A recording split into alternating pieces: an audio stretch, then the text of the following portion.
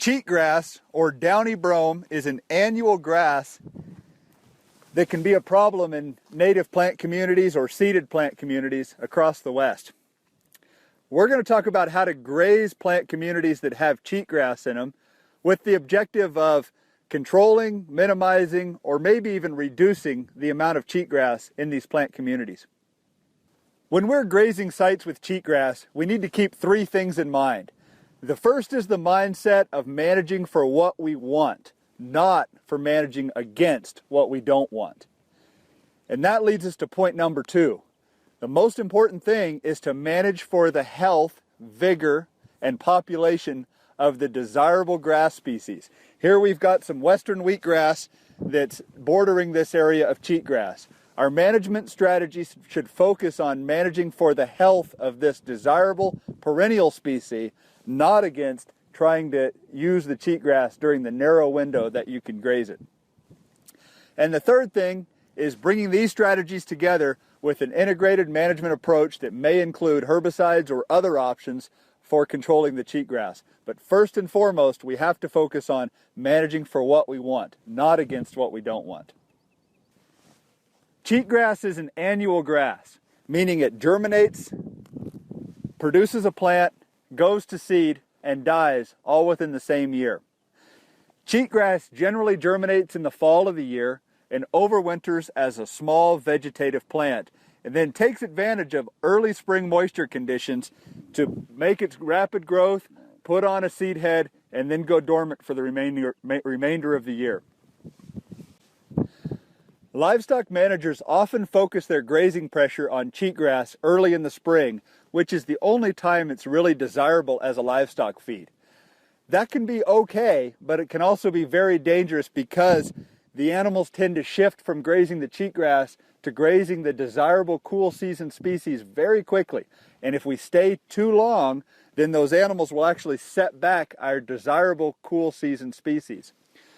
When that cheatgrass plant starts to produce a seed head, it becomes much less desirable to the livestock, so they start grazing these other plants, which are the ones we're trying to encourage to take over this area. So we can actually move that pasture backwards if we're not paying extremely close attention. So we can graze these cheatgrass plants early, but we have to be very diligent, and as soon as the livestock or grazing animals change their grazing from the cheatgrass to these other desirable cool season perennial species, then we have to remove livestock from that pasture if we want to make some headway managing our cheatgrass problem. Here's an example where livestock grazing has been allowed to occur for too long into the season. You'll notice some cheatgrass occurring in this pasture. Where are these livestock grazing? Well, they're not grazing the cheatgrass. Seed heads have already been set on the cheatgrass, and you can see it starting to turn color.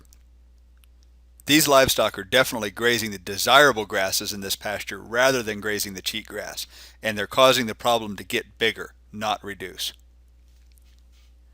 Let's talk about using an integrated approach for control of cheatgrass in pastures. This area was treated with a herbicide to control the cheatgrass and did so very successfully several years ago. However, management was not changed. You'll notice the cheatgrass is back. Without changing the management along with herbicide treatments, you won't solve the problem. Herbicide is simply a band-aid. It does not address the underlying problem that causes the cheatgrass to be in the pasture in the first place. You have to fix the underlying problem in order to make headway. Here's a spot in a pasture that about 3 years ago was almost entirely cheatgrass. But through management for the desirable perennial grasses, in this case western wheatgrass, we've been able to reduce the population of cheatgrass and improve the population of western wheatgrass. Maybe another 3 to 5 years, the cheatgrass will almost be gone from this, and the western wheatgrass will dominate. An important point, the management focused for what we wanted to see here, the western wheatgrass, rather than focusing against the cheatgrass. No herbicide was used, just grazing at the proper time with the proper amount of animals and leaving the appropriate amount of residual cover was put on this site. Here's a resource you need to be aware of, the Cheatgrass Management Manual. This is the go-to source for management of cheatgrass in Wyoming and Colorado, and there are sections specifically on grazing management and cheatgrass. I hope this information's been useful. Remember to manage for what you want, not against what you don't want. The health and vigor of those desirable grasses are the key to outcompeting cheatgrass, and using an integrated management approach will be key to your success against cheatgrass. From the University of Wyoming Extension, I'm Dallas Mount.